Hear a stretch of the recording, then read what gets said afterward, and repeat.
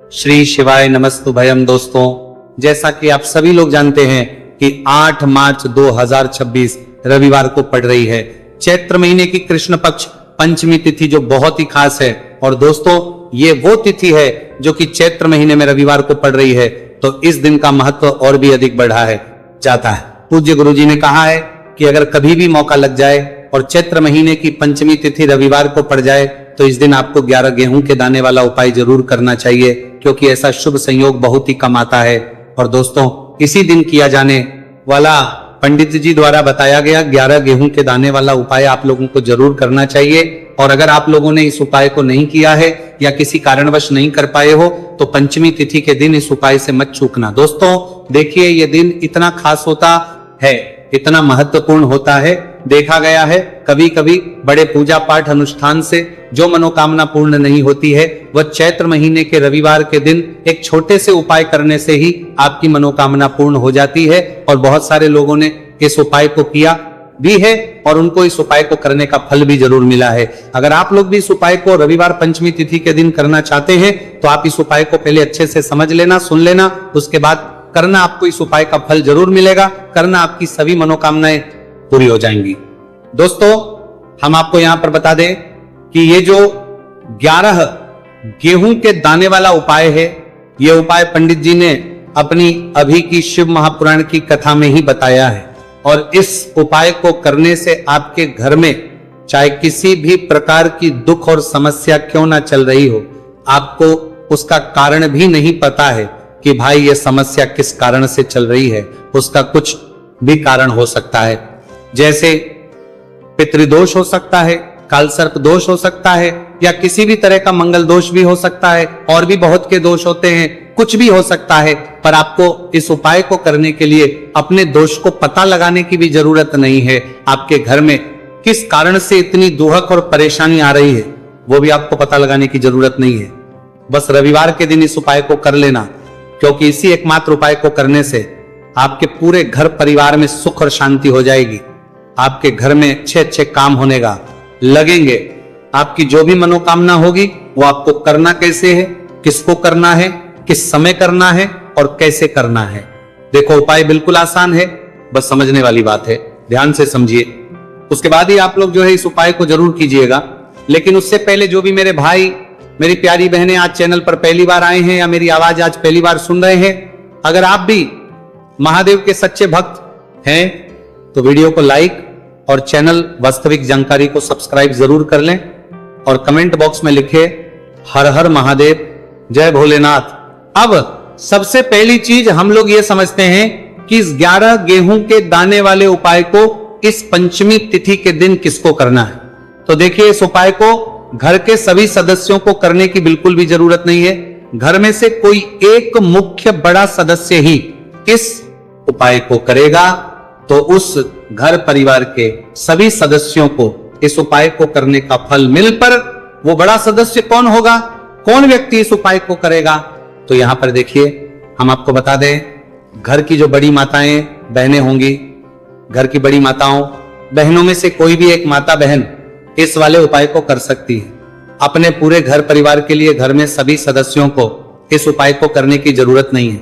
मात्र घर की जो बड़ी माताएं बहनें हैं उनमें से कोई भी एक माता बहन इस वाले उपाय को करेगी, उसके घर परिवार के पूरे सदस्यों को इस उपाय का फल मिलेगा। अगर किसी कारणवश माताएं बहनें घर में उपस्थित ना हो या वो इस उपाय को ना कर रही हो, कुछ दिक्कत हो, तो भाई उस जगह पर फिर घर का कोई बड़ा व्यक्ति भी इस उपाय को कर सकता है। माताओं बहनों के कहने का मतलब यह था कि माताएं बहनें घर की लक्ष्मी होती है। जब घर की लक्ष्मी कोई उपाय करती है तो निश्चित ही भगवान शिव जी बहुत जल्दी प्रसन्न होते हैं और उपाय का फल में बहुत जल्द और बहुत बड़ा करके भी यहां पर देते हैं। तो आप लोग ये बात समझ गए होंगे। अब हम ये बात समझते हैं इस वाले उपाय को हमें करना किस समय है। इस 11 गेहूं के दाने वाले उपाय को हमें इस रविवार पंचमी तिथि के दिन करना किस समय है। तो देखिए, इस उपाय को करने का जो समय है शाम का समय है। अब देखिए, यहां पर हम मुख्य रूप से सुबह का समय नहीं बोलेंगे, क्योंकि देखिए ये जो पंचमी तिथि है और आप सभी लोग जानते हैं इसका प्रदोष काल का जो समय होता है ना, इस दिन भगवान शिव और माता पार्वती जी का सबसे प्रिय दिन होता है। तो आप लोग इस गेहूं के दाने वाले उपाय को शाम के समय में कर सकते हो। और देखो, अगर सुबह करोगे तो आप 8 बजे से 11 बजे के मध्य इस उपाय को कर सकते हो। और देखो, अगर शाम के समय कर रहे हो तो इस दिन जरूर शाम के समय का ध्यान रखना कि शाम के 6 बजे से लेकर 7 बजे के बीच में अगर आप इस उपाय को कर सकते हो तो बिल्कुल कर लेना। पूरी कोशिश करना, आपको उपाय का फल जरूर मिलेगा। यह बात आपको समझ आ गई। अब बात करते हैं उपाय की। देखो, गुरुजी ने कहा है कि अगर रविवार के दिन पंचमी तिथि पड़ जाए तो इस दिन आपको 11 गेहूं के दाने वाला उपाय तो अवश्य ही करना चाहिए। देखो, यह उपाय यदि आपके जीवन में कर्जा बहुत अधिक है, आपके जीवन में संकट बहुत अधिक रहते हैं, आपके ऊपर बहुत अधिक विपदा आ रही है, बार बार आपको अपने व्यापार में और अपने धन को लेकर देने के लिए में हानि देखने को मिल रही है, यानी कि आपको प्रत्येक कार्य में हानि हो रही है, तो आपको यह करना चाहिए। देखिए, इस उपाय के लिए आपको 11 गेहूं के दाने आपको लेने हैं। ठीक है, 11 दाने लेने के बाद में आपको जरूरत होगी चावल के दानों की। 11 चावल के दाने और 11 गेहूं के दाने, और चावल के दाने खंडित नहीं होने चाहिए। अब आप कहोगे भैया गेहूं कहां से लेने हैं? देखो, आपको किसी भी किराना स्टोर पे गेहूं के दाने मिल जाएंगे, जाके ले लेना। ठीक है ना? 11 गेहूं, 11 चावल के दाने लेने हैं। साथ ही साथ आपको एक तांबे का लोटा लेना है और उस तांबे के लोटे में आपको जल भरना है। जल खुद के घर का होना चाहिए, मंदिर का नहीं होगा। अब आप ये सब सामग्री लेकर पहुंच जाओगे महादेव के शिवलिंग के पास में शाम के टाइम पे प्रदोष काल में। देखो, जब आप ये उपाय कर रहे हो तो अपना फेस रखना उत्तर दिशा, नॉर्थ डायरेक्शन की तरफ। अब यहां पे जो मैं आपको क्रम बताने जा रहा हूं ना, उस मेरे क्रम को बहुत ध्यान से सुनिए। महादेव को अगर कोई सबसे प्रिय है ना, तो उनकी सबसे छोटी पुत्री जिनका नाम है माता अशोक सुंदरी, जो आपके पास में चावल के रहदाने हैं ना, उन चावल के 11 दानों को माता अशोक सुंदरी के स्थान पर आपको अपना नाम और गोत्र बोलते हुए समर्पित कर देने हैं, है ना? चावल के दानों को रखने के बाद में जो आपके पास में तांबे का लोटा है ना, उस तांबे के लोटे को कहीं पे भी हम जल नहीं चढ़ेंगे। सिर्फ और सिर्फ माता पार्वती का जो हस्त कमल आपको दिख रहा है, यहीं पे गोल गोल आपको समर्पित करना है, उसी जल को, और कहीं नहीं। ना तो माता अशोक सुंदरी के स्थान पर, न शिवलिंग के ऊपर, सिर्फ आपको यहाँ पे गोल गोल जलाधारी पर आपको उस जल को समर्पित करना है। अब आपके पास में बचे हुए हैं 11 गेहूं के दाने और बचे हैं। उन्हीं 11 गेहूं के दाने को आपको अपनी मनोकामना, अपने विशेष कहते हुए महादेव के शिवलिंग के साथ के लिए ना तो अबरना के ऊपर अगर आप पंचमी तिथि के दिन प्रदोष काल में समर्पित कर देते हैं तो आपकी जो भी मनोकामनाएं होंगी, जो भी विश होंगी, महादेव पूरी जरूर करते हैं। अन्न समर्पण करने से, उस खासकर गेहूं को समर्पण करने से हमारी इच्छाएं पूरी होती है। और अगर वो दिन पंचमी तिथि का दिन हो तब तो इससे सुंदर संयोग कुछ भी नहीं हो सकता। आपकी इच्छाओं को पूरा करने के लिए बहुत स्पेशल, बहुत प्यारा सा उपाय आप सभी को जरूर करना है। ध्यान में रखिएगा, यह उपाय प्रदोष काल में करना है। देखो, गुरुजी ने कहा है भगवान शिव के शिवलिंग पर 33 कोटि देवी देवता का वास होता है। अगर हम शिवलिंग के सामने कुछ भी उपाय करते हैं तो हमारे सभी देवी देवता हमसे खुश हो जाते हैं। ये उपाय आपको अवश्य करना है। देखो, सुबह के टाइम नहीं कर सकते, ठीक है? अब बात करते हैं अगले उपाय की। देखिए, अब हम जान लेते हैं गुरुजी द्वारा बताए गए दूसरे उपाय के बारे में। इस उपाय के लिए आपको मात्र 2 लौंग लेनी होगी, यानी कि आपको लौंग का जोड़ा लेना है। 2 फूल वाली आपको लौंग लेनी है।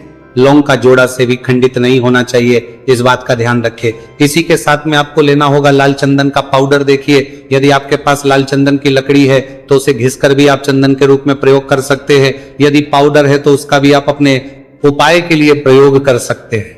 देखिए, चंदन जो है वो तेज का प्रतीक माना गया है और साथ ही साथ जीवन के अंधकार को दूर करने का प्रतीक माना गया है। अब इसी के साथ में मात्र 1 तांबे के पात्र के अंदर शुद्ध जल लेना होगा अपने घर से।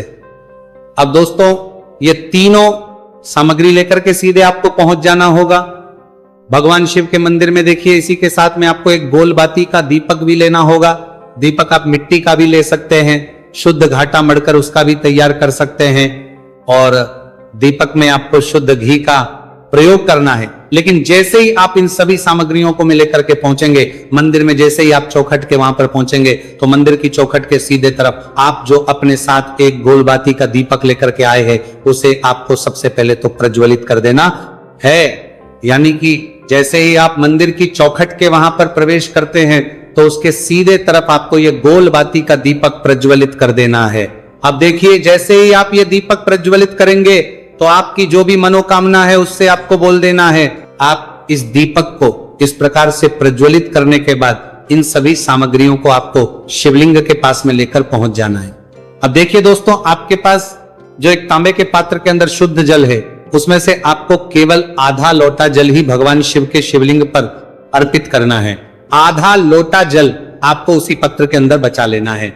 अब दोस्तों, आपके पास जो 2 लौंग है यानी कि का जोड़ा है, उससे आपको अपना नाम और अपने गोत्र को बोलते हुए आपकी जो भी समस्या चल रही है, आपके जीवन में जो भी परेशानी उत्पन्न हो रही है, उन्हें आपको बोल देना है। और ये जो लौंग का जोड़ा है, इसे आपको भगवान शिव के शिवलिंग पर अर्पित कर देना है। जैसे आप ये 2 लौंग शिवलिंग पर चढ़ाएंगे तो अपना हाथ जो है वहां पर आपको रखना है और महादेव से आपको प्रार्थना करनी है कि मेरे जीवन की ये जो परेशानियां हैं ये सभी दूर हो जाए। यानी कि आपके जीवन में धन की संबंधित परेशानी चल रही है, कर्ज की समस्या चल रही है, बच्चों का पढ़ाई लिखाई में मन नहीं लग पा रहा है, घर के जो आर्थिक संकट है वह सभी दूर हो, व्यापार आपका ढंग से नहीं चल पा रहा है, घर में रोग की स्थिति बनी हुई है, यानी कि जिस भी प्रकार की आपकी समस्याएं हैं उसे आपको महादेव से बोल देना है और महादेव से इन सभी समस्याओं को दूर करने के लिए आपको प्रार्थना कर लेनी है।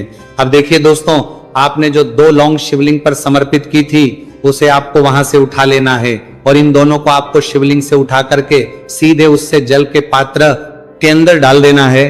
यानी कि अपने आधा लोटा जल और बचाया हुआ था उसी के अंदर आपको ये 2 लौंग डाल देनी है और साथ में आप जो लाल चंदन लेकर के आए थे उस लाल चंदन को भी आपको उसी पात्र के अंदर डाल देना है। यानी कि आधा लोटा जल और बचा हुआ है तो उसी आधे लोटे जल के अंदर आपको ये लाल चंदन भी डाल देना। अब देखिए, इस आधे लोटे जल में है जिसमें अपने 2 लौंग ली है, लाल चंदन डाला है, उसे सीधे लेकर के आपको पहुंचना है बेलपत्र के वृक्ष के वहां पर। देखिए, बेलपत्र का वृक्ष यदि आपके घर पर है तो वहां पर आपको आ जाना है। आपके घर के आसपास कहीं भी है तो वहां पर आपको पहुंच जाना है और उसके बाद आपका जो मुख है वो उत्तर दिशा की ओर होना चाहिए और उसके बाद आपको अपना नाम और अपनी गोत्र को बोलना है और पुनः अपने जो भी परेशानियां शिवलिंग के पास में बोली थी उन्हें आप वापस से बेलपत्र के वहां पर भी बोल देनी है। और ये जो आधा लोटा जल और है, इससे आपको पूरा बेलपत्र के वृक्ष की जड़ में श्री शिवाय नमस्तु भयम इस मंत्र का जाप करते हुए समर्पित कर देना है। तो बस इतना सा उपाय आपको करना है। जो भी आपकी परेशानी है, समस्या है, उससे महादेव निश्चित ही दूर करेंगे। अब दोस्तों, हम जान लेते हैं तीसरे चमत्कारी और विशेष उपाय के बारे में। देखिए, ये उपाय बहुत ही है क्योंकि इस उपाय से आपके जिम में तेज की वृद्धि होगी, यानी कि जीवन से जितना भी अंधकार ही वो सभी दूर करेंगे होगा। तो इस उपाय के लिए आपको मात्र एक गुड़ का टुकड़ा लेना है।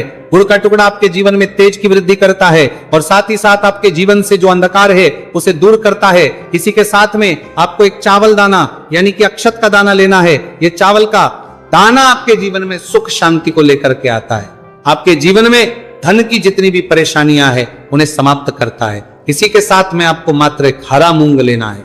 हरा मूंग जो है वो बुध ग्रह को प्रसन्न करता है। देखिए, हरे मूंग का उपाय करने से बुध ग्रह मजबूत होता है और बुध ग्रह के मजबूत होने से बुद्धि, ज्ञान और विवेक की प्राप्ति होती है।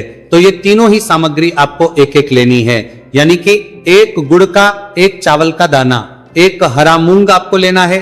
देखिए, हरा मूंग का दाना और का जो दाना है वो आपको साबुत लेना है, खंडित नहीं होना चाहिए। और इसी के साथ में आपको मात्र एक तांबे के पात्र के अंदर अपने घर से शुद्ध जल ले लेना है। देखिए, अब इन सभी सामग्रियों को लेकर के सीधे आपको पहुंच जाना है भगवान शिव के मंदिर में। आप ये उपाय सुबह से लेकर के शाम तक किसी भी समय कर सकते हैं, लेकिन रविवार के दिन ही आपको इस उपाय को करना है। तो सबसे पहले तो ये जो एक गुड़ का टुकड़ा है, एक चावल का दाना है और एक हरा मूंग का दाना है, उन तीनों को आपको उस जल के पात्र के अंदर डाल देना है। लेकिन यह जो उपाय है आपके जीवन की सारी परेशानियों को दूर करने के लिए होता है, लेकिन विशेष मनोकामना तीनों सामग्रियों से ही आपकी परिपूर्ण हो जाती है। देखिए, यदि आपके जीवन तेज होगा तो सभी आपसे वार्तालाप करेंगे, सभी आपसे बात करेंगे और आपका जो मान सम्मान है वो बढ़ता है। और चावल का जो दाना है वो धन वृद्धि करता है, मन की शांति के लिए होता है। और हरा मूंग जो है वो बुद्धि, ज्ञान और विवेक की प्राप्ति के लिए होता है। अब देखिए, ये जो एक पात्र है इसे आपको भगवान शिव के शिवलिंग पर धीरे धीरे अर्पित कर देना है। श्री शिवाय नमस्तु भयम इस मंत्र का जाप करते हुए और तुम्रुकेश्वर महादेव का मन में स्मरण करते हुए, लेकिन तुम्रुकेश्वर महादेव का स्मरण करने से यह जो उपाय है और अधिक प्रभावशाली हो जाता है। तो महादेव का स्मरण करते हुए यह उपाय करने से आपके जीवन में जो भी अशांति है वह सभी दूर हो जाएगी। तो इस प्रकार से आपको यह सुंदर सा उपाय कर लेना है। इसके बाद बात करते हैं तीसरे उपाय की। देखो यह उपाय बहुत ही अचूक उपाय है जो आपको करना है। देखो इस उपाय के लिए आपको 2 दीपक लेने हैं। देखो दोनों दीपक आपको मिट्टी के दीपक लेने हैं। उसके बाद आपको दोनों दीपक को प्रज्वलित करने के लिए आपको लंबी बाती लेनी है और ये दीपक घी और सरसों के तेल से दीपक प्रज्वलित करने हैं। ये सब लेने के बाद आपको लेना है 1 कटोरी में कच्चा दूध थोड़ा सा लेना है। उसके बाद आपको लेना है 1 लोटा जल। देखो गुरुजी ने इस उपाय के लिए बताया है कि ये उपाय आपको प्रदोष काल में करना है। कहते हैं कि बेलपत्र के वृक्ष में प्रदोष काल के समय में महादेव वास करते हैं। उस समय हम कोई भी उपाय करते हैं तो उसका फल हमें अवश्य मिलता है। देखो अब ये सब सामग्री लेकर आपको प्रदोष काल में चले हैं बेलपत्र के वृक्ष के।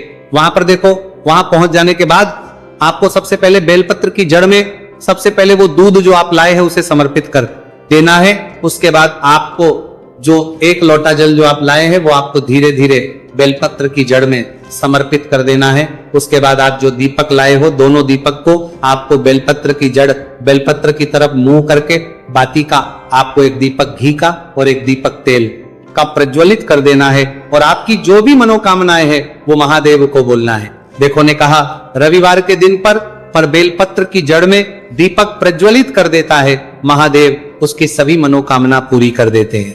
देखिए दोस्तों, आज के इस वीडियो में हमने आपको रविवार के दिन किए जाने वाले 3 बहुत ही सुंदर से उपाय बताए हैं। जो भी आपके लिए उचित है, सरल है, उसे आप कर सकते हैं। यदि उपाय से जुड़ा किसी भी प्रकार का सवाल है तो कमेंट में पूछ लें। उपाय को करते समय आप किसी भी प्रकार की गलतियां ना करें। अगर आपको हमारी पसंद आए तो हमारे इस चैनल को सब्सक्राइब जरूर करें। हर हर महादेव, ओम नमः शिवाय।